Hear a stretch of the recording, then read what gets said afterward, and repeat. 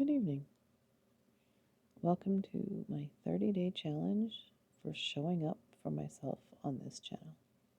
My name is Cheryl, and this is Soul Legacy Collective. What's your word for the year? My word is boundaries. And let me tell you something about how challenging that word has been for me this year. It has really pushed me to all of my limits, which boundaries. And it has made me very painfully aware of what they are this year. So, I'm curious what your word of the year is, or do you even use a word of the year?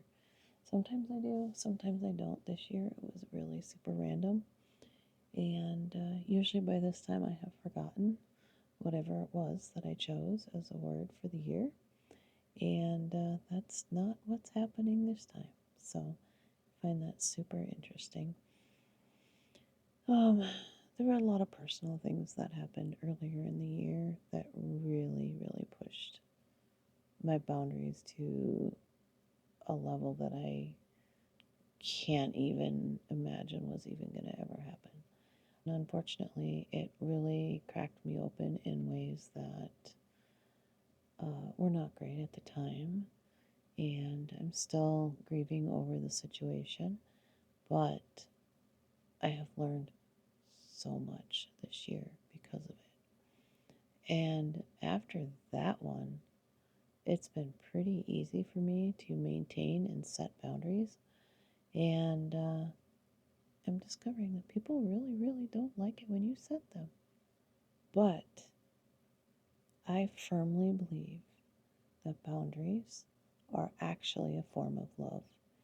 You treat people the way you want to be treated, but you also teach people how to treat you. So, how are you teaching people to treat you? Are you setting the boundaries that are necessary for you to maintain your truth, for you to maintain the life that you want to live? Or are you letting people trample all over your boundaries? I used to do that. People pleaser, perfect, get it all right, can't fail, show up every time. Yeah, I get it. I was there. I am what we will call a reformed people pleaser, which is really hard because I really truly care to help people. But it cannot come at the cost of myself. And I've learned that. And now it's my turn to start teaching that to other people. And, they say your story is always someone else's salvation. And yeah, you hear it and you're like, yeah, whatever. But it's really, truly true. And when you start realizing that your story actually has value and that other people need to hear it, that's when you realize that you've stepped into a new level of healing that side by side, outside, 10 o'clock at night. Why? Zoom. There it goes. So, the distractions are real, let me tell you. But yeah, I really want to share my knowledge with you so that you can take it and apply it in your life. And, it looks different for everybody. Everybody's word of the year is going to be different. Everybody's life, the season they're in, everything is different for every person. So you can't just listen to one person and they can't just tell you this is what you have to do next, because it doesn't necessarily mean it's right for you. So the whole concept of understanding who you are, what your truth is, and it's really about remembering who you came here to be. Um, we're just shoved into these lives that aren't necessarily ours to live. We're born into sort of a soul mission, and by no fault of their own, our parents, our teachers, our siblings have all put things in our minds that, we should be this, we should be that, don't do this, don't do that. And by the time we're adults, we don't really know who we are. And if you don't take the time to really sit down and learn who you are, take the time to meet yourself, and take the time to understand what are your boundaries? What are the things that you love to do? What are the non negotiable things that you do or don't want in your life? Those are the things that you need to take the time to learn about yourself. Because without those, how do you know? How do you know what you're doing? How do you know what direction is right? How do you know what direction is wrong?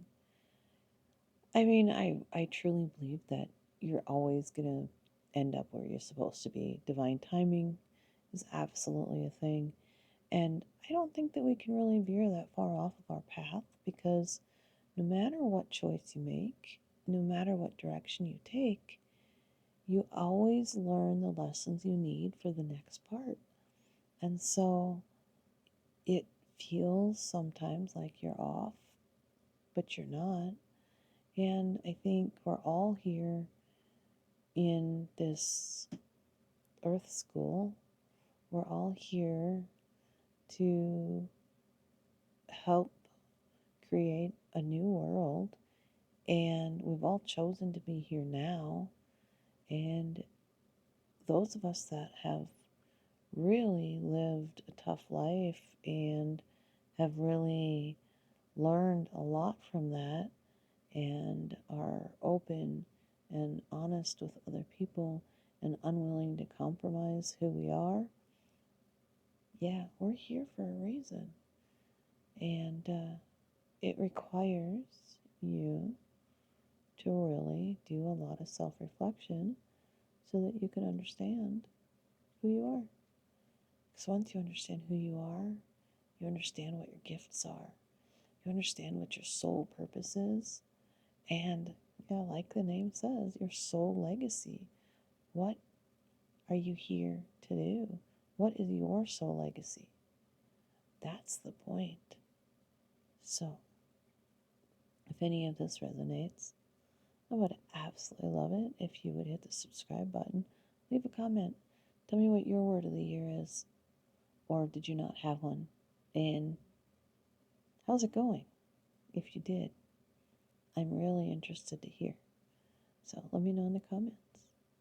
And it's so easy to get distracted. So we'll see. This is day 4. We'll see what I come up with for day 5. I feel like I'm going to run out of things to talk about by the time day 30 comes around. Or I'm going to be repeating myself a lot. And maybe that's kind of the point. I'm not sure. But I hope that you have found some value here. And I will see you in the next episode. Thank you so much for watching. And we will see you tomorrow.